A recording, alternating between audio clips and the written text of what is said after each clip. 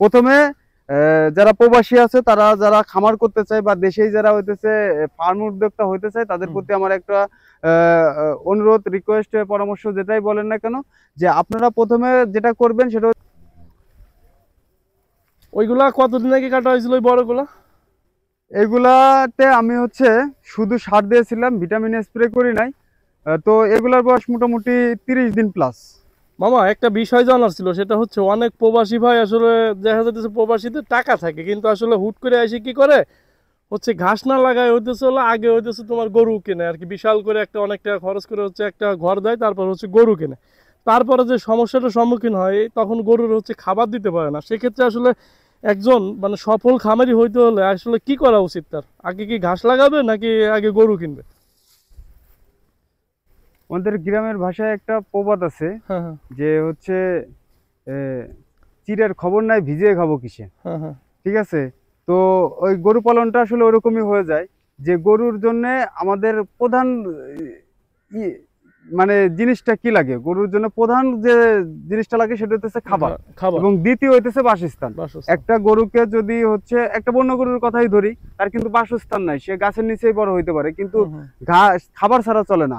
আর যেহেতু বর্তমানে মাঠে কোনো ঘাস পাওয়া যায় না, সবাই তার প্রত্যেকটা জমিতেই ফসল চাষ করে, সেই ক্ষেত্রে মাঠের থেকে ঘাস কাটা সম্ভব না। এই জন্য সর্বপ্রথম তাকে যেটা চিন্তা করতে হবে যে একটা গরুর জন্য খাবারের ব্যবস্থা করতে হবে। আর খাবার যদি সে টাকা ছাড়া ব্যবস্থা করতে চায়, কম খরচে ব্যবস্থা করতে চায়, তাহলে ঘাসের কোনো বিকল্প নেই, ঘাস তাকে রোপণ করতেই হবে।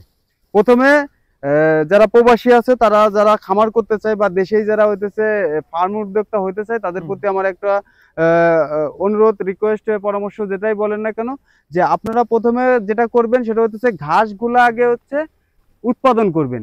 দেন ঘাস উৎপাদন হয়ে গেলে আপনি গরু কিনবেন, গরু পালার পরে আপনি আপনার পরিকল্পনা অনুযায়ী শেড তৈরি করবেন। কারণ যখন আপনি ঘাস উৎপাদন করবেন এবং গরু পালন করবেন এবং সেই পরিকল্পনা অনুযায়ী শেড তৈরি করবেন, তাহলে আপনারা লাভবান হবেন।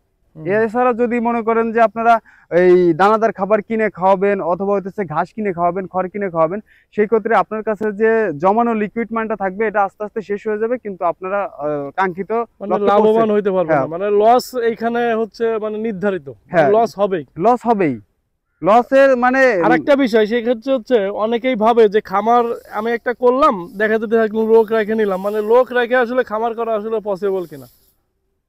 আসলে যদি একজন মানুষ 5 থেকে 7টা গরু পালে, তার ফার্মে যদি 5টা গরু থাকে, তো একজন যে খামারি তার একজন এক্সট্রা লোকের প্রয়োজন, কারণ 5টা গরুর পিছনে সারাদিনে একটা লোক লাগবেই।